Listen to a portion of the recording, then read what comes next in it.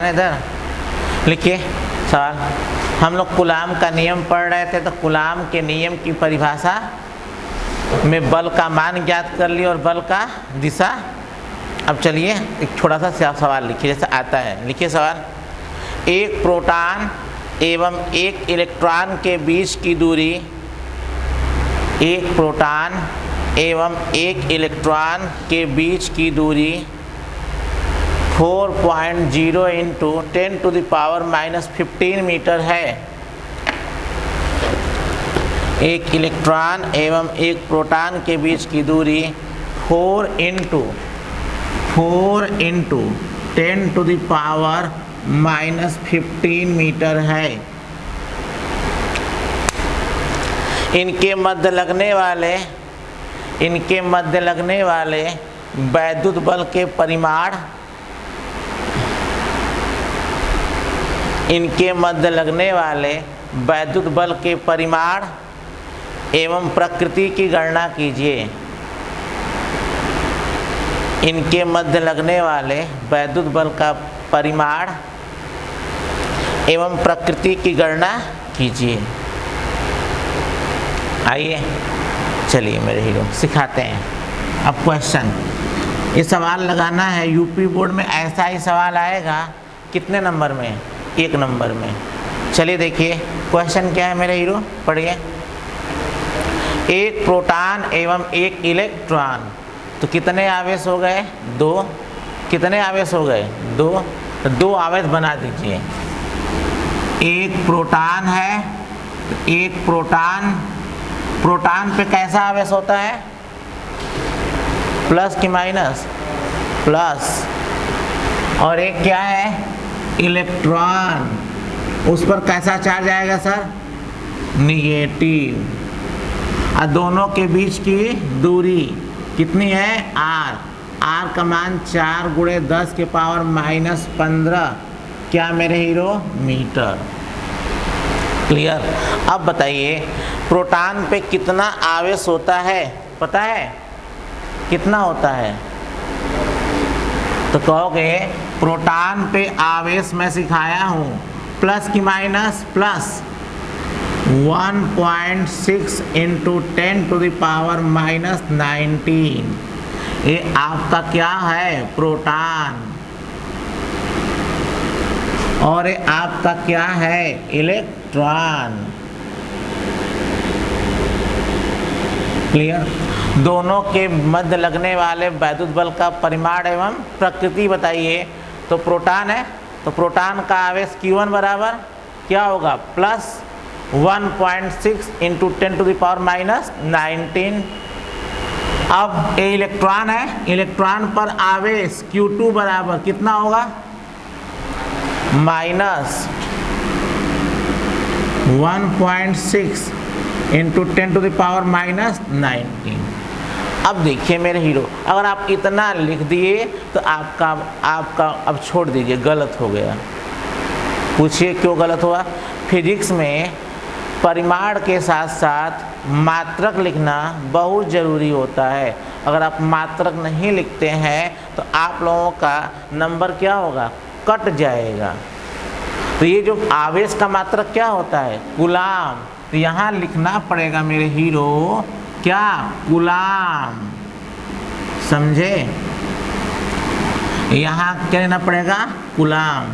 तो सुन लो, वाइवा में छोटा छोटा ही सवाल पूछा जाएगा आपसे। प्रोटॉन पे कितना आवेश? प्लस ही।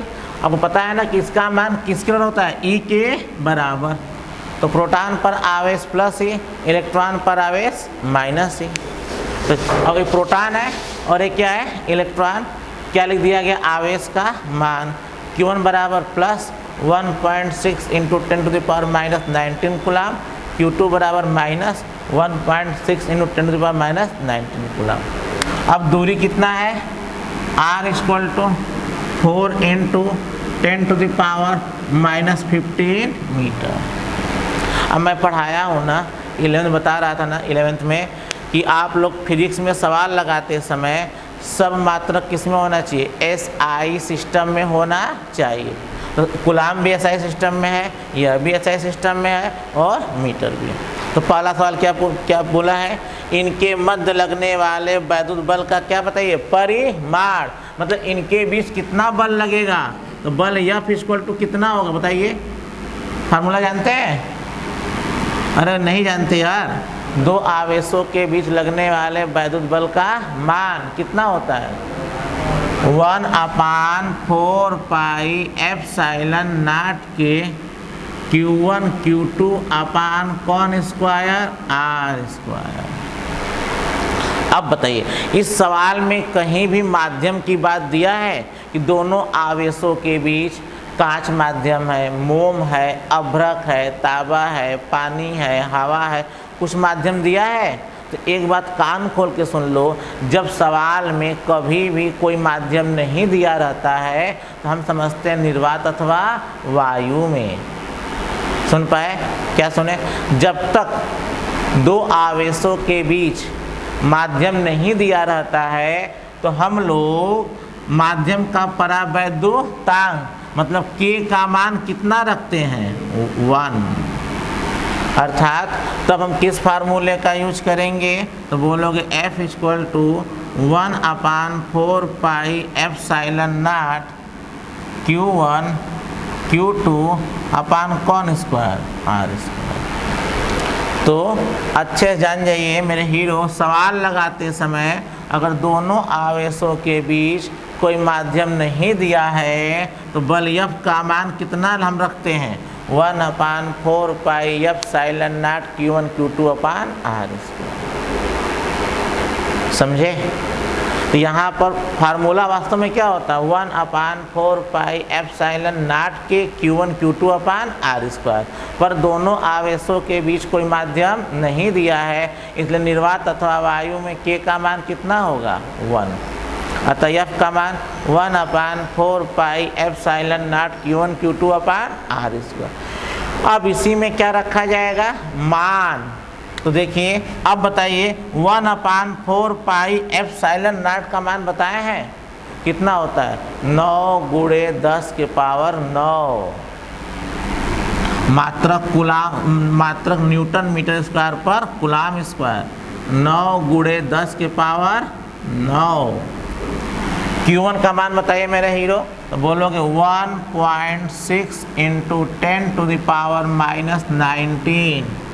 Q2 का मान बताइए मेरे हीरो। अब सुन लो, एक बात और सुनो, इलेक्ट्रिक में सवाल लगाते समय सुन लीजिए, इधर ध्यान से, उसको उठा दो यार, कहाँ जाते हो, सुनोगे तब ना। इलेक्ट्रिक में सवाल लगाते समय सुन लो, मैंने जो बोला, इलेक्ट्रिक में सवाल लगाते समय यदि आपकी भौतिक राशि सदिश है, यदि आपकी भौतिक राशि क्या है, सदिश है, तो अपने फार्मूले में सिर्फ मैग्नीट्यूड रखते हैं। समझे क्या मैंने बोला? यदि आपकी भौतिक राशि क्या है, सदिश है, तो सिर्फ उसमें, उस फार्मूले में सिर्फ परिमाण रखते हैं, सिर्फ मान रखते हैं, चिन्ह हम नहीं रखते हैं। फॉर एग्जाम्पल, बल कैसी राशि है, सदिश राशि है। तो बल जब सदिश राशि है तो मैंने क्या सिखाया, यदि आपका बल सदिश राशि है तो उस फार्मूले में सिर्फ क्या रखते हैं, मान। ऐसा गलती मत करना कि Q1 का मान प्लस रखना, Q2 का मान माइनस रखना, ऐसा हम नहीं करते हैं। समझे? तो बल कैसी राशि है, सदिश।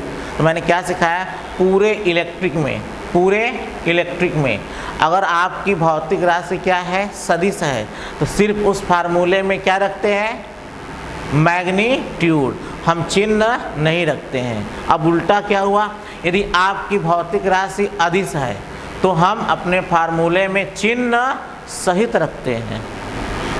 कैसे रखते हो, चिन्ह सहित रखते हो। क्लियर? बल कैसी राशि है, सदिश। तो Q1 का मान प्लस है, Q2 का मान माइनस है, तो हम लोग किसी का चिन्ह नहीं रखेंगे। तो Q1 का मान कितना हुआ, 1.6 × 10⁻⁻19। अब Q2 का मान कितना होगा, -1.6 × 10⁻⁻19। क्या माइनस रखोगे, बोलो मेरे हीरो? तो आप कहोगे सर माइनस हम नहीं रखेंगे, हम सिर्फ क्या रखते हैं, मैग्नीट्यूड, 1.6 × 10⁻⁻19। समझा दिया आपको। आपने क्या सीखा? पूरे इलेक्ट्रिक में क्या मैंने बोला? पूरे इलेक्ट्रिक में अगर आपका भौतिक राशि क्या है? सदिश है, तो सिर्फ उसमें क्या रखते हैं? मैग्नीट्यूड। अगर अदिश है तब चिन्ह के साथ, प्लस है तो प्लस, माइनस है तो माइनस। तो बल कैसी राशि है? सदिश राशि, सिर्फ क्या रखोगे? मैग्नीट्यूड। यह सीख लिए। और अगला मैंने क्या सिखाया कि फार्मूला क्या होता है? 1/4 पाई एप्सिलॉन नॉट के Q1 Q2 अपान R स्क्वायर। लेकिन जब माध्यम कुछ भी न दिया रहता है तो हम क्या बोलते हैं? निर्वात अथवा वायु में, तब फार्मूला क्या यूज करते हैं? Direct 1/4 pi epsilon not Q1 Q2 upon R square. तो जब कोई भी माध्यम न दिया रहे तो हम क्या यूज करते हैं? 1/4 pi epsilon not Q1 Q2 upon R square. समझे? अब देखिए, अब R का मान कितना है? 4 × 10⁻⁻15 का होल स्क्वायर। अब मेरे बच्चे मेरे पास 11 में पढ़ रहे थे, इतना बड़ा गुणा भाग देख करके आप लोग कर पाओगे? बहुत मुश्किल हो जाएगा आप लोग, मैं जानता हूँ, पर आसान है। आइए करते हैं, इसीलिए गुणा भाग पे जोड़ देते हैं। याद करिए 9, मैं सिखाया था ऊपर यदि एक अंक पे दशमलव है तो नीचे कितना जीरो हो जाता है? 1 जीरो। तो याद, अब हल कर देते हैं। यह 9 है, ये -19 है, ये 10 है। तो मैंने क्या सिखाया था? बेस सेम होने पर घात क्या हो जाते हैं? जुड़ जाते हैं। तो यह 9 है, ये कितना है? -19 है, ये कितना है? -19 है। अब यह कितना है? 1.6। तो ऊपर एक अंक पे दशमलव है तो नीचे एक पर 1 जीरो। यह भी 1.6 है तो एक अंक पे दशमलव है तो नीचे एक पर 1 जीरो। अब इनटू, अब नीचे हो गया। और यह गुणा अथवा भाग में घात सबके ऊपर चला जाता है तो 2 किसके ऊपर जाएगा? 4 के भी ऊपर जाएगा, तो 4 का स्क्वायर हो जाएगा। और 10⁻⁻15 का होल स्क्वायर हो गया ना मेरे हीरो। अब हल कर दीजिए कि कितना हुआ? 9 × 19 19 में से 9 -19 कितना होगा? -10 -19 -29 10⁻⁻29। यह हो गया 16, यह हो गया 16 बटा 10 × 10 × 4 का वर्ग क्या हो गया? 16। अब 10⁻⁻15 होल की पावर 2, तो पूरे के ऊपर है ना? क्या है? पूरे के ऊपर देखो 10⁻⁻15। अगर यहाँ क्या लग जाए? ब्रैकेट, तो क्या मानते हो? पूरा। इस पूरे के पावर क्या है? 2। तो मैं क्या सिखाया था? जब घात पूरे के ऊपर होता है तो घातों का आपस में गुणा हो जाता है। तो 15 दुना के क्या हो जाएगा? 30। तो कितना? 10⁻⁻ कितना हो गया? 30। और 16 क्या हो गया? कैंसिल। और 16 9 कितना हो गया? 144 गुणे, अब 10⁻ क्या है? -29 है। क्या है? -29। यहाँ क्या है? 1। यहाँ क्या है? 1। तो मैं सिखाया था ना आपको 10⁻⁻29। और जब घात सहित कहाँ जाते हैं? ऊपर। घात का चिन्ह बदल जाता है तो +1 ऊपर जाने पे क्या हो जाएगा? -1। +1 ऊपर जाने पर -1, -30 ऊपर जाने पर +30।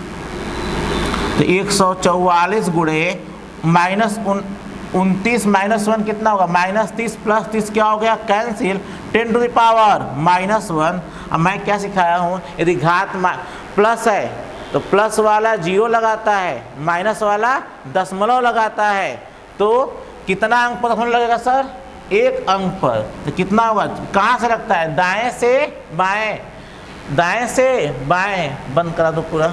दाएं से बाएं, तो 1 अंक पे क्या लगेगा?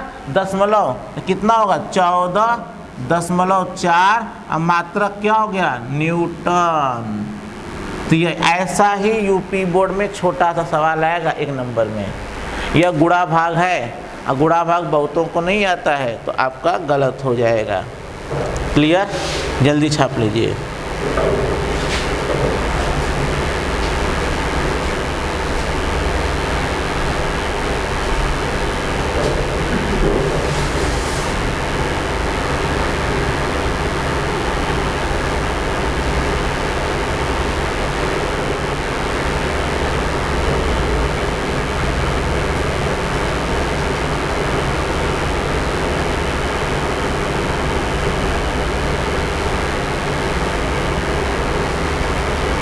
ठीक है, तो यह हम लोगों ने क्या किया, सीख लिया।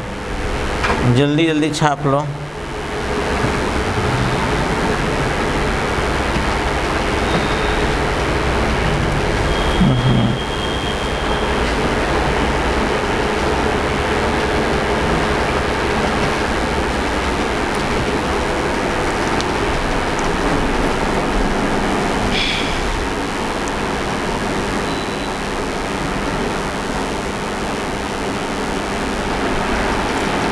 अब अगला सवाल लिखिए। अगला चलिए देखिए, दो सूक्ष्म गोलियों पर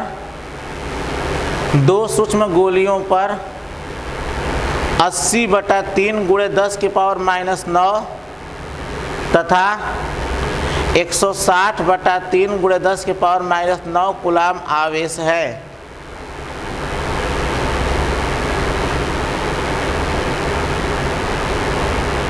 तथा वे एक दूसरे से 0.10 मीटर पर स्थित है। दो सूक्ष्म गोलियों पर 80/3 × 10⁻⁻9 तथा 160/3 × 10⁻⁻9 कूलाम आवेश है तथा वे एक दूसरे से 0.10 मीटर पर स्थित है। 0.10 मीटर पर स्थित है। लिखिए पहला सवाल। पहला उनके बीच वैद्युत बल की गणना कीजिए। पहला सवाल, उनके बीच वैद्युत बल की गणना कीजिए। उनके बीच वैद्युत बल की गणना कीजिए। ये हीरो ये बहुत ज़्यादा वो खींचा हुआ है यार, तार कम करो इसको। उनके बीच वैद्युत बल की गणना कीजिए, उसे ढीला करो यार। पहला सवाल है उनके बीच वैद्युत बल की गणना कीजिए। लिखो दूसरा सवाल, इसी में दूसरा सवाल है। यदि उन्हें एक तार द्वारा क्षण भर के लिए संबंधित कर दे तो बल कितना हो जाएगा। बस ठीक है। यदि उन्हें एक तार द्वारा क्षण भर के लिए संबंधित कर दे तो बल कितना हो जाएगा। ये दो सवाल हो गया। कितना हो गया, दो। जल्दी लगाइए पहला सवाल, तो जल्दी लगाइए पहला सवाल।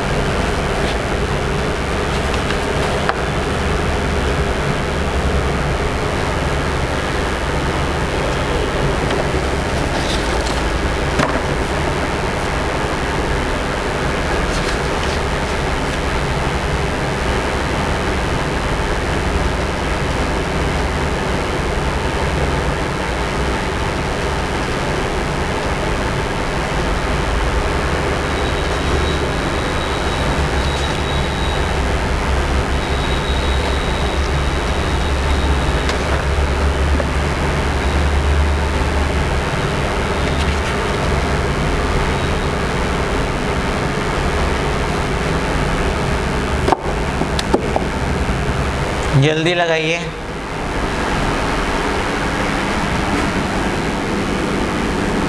पहले क्या बनाएंगे, फिगर, फिर मैंने फार्मूला बताया, उस फार्मूला पे रखिएगा और सवाल लगाइएगा। चलिए हम बताते हैं।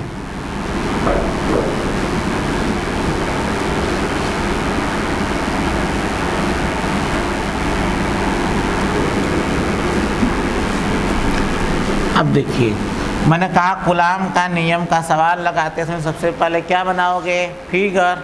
सवाल क्या है, दो सूक्ष्म गोलियों पर। सवाल क्या है, दो सूक्ष्म गोलियों पर। तो दो सूक्ष्म गोली बना दो। दो सूक्ष्म क्या बना दो, गोली बना दिए सर। बनाने के बाद कहा है एक पर आवेश कितना है, एक पर आवेश है 80/3 × 10⁻⁻9 क्या है, कूलाम। दूसरे पर कितना है, 160/3 गुणे 10 के पावर -9 कूलाम। 160/3 गुणे 10 के पावर -9 कूलाम। जब भी कूलाम का सवाल लगाना हो, वैद्युत क्षेत्र का सवाल लगाना हो, सबसे पहले क्या बनाना, फिगर। अब दोनों के बीच की क्या है, दूरी। r का मान कितना है, 0.10 क्या हो गया, मीटर हो गया।